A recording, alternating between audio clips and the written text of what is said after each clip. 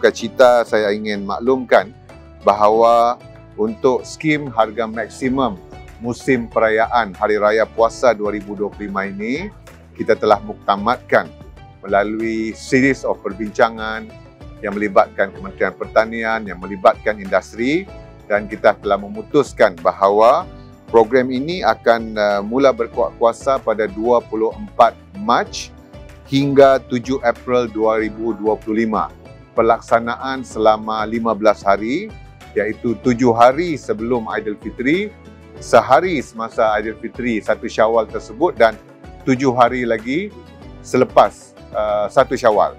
Jadi total selama 15 hari. Dan alhamdulillah dari segi jenis barangan juga kita telah berupaya untuk menambah barangan pada kali ini menjadi sebanyak 26 barangan, meningkat daripada 22 pada pelaksanaan tahun lepas. Termasuklah pertambahan 4 jenis barangan dan juga 3 yang paling utama bagi saya yang sebelum ini menjadi isu.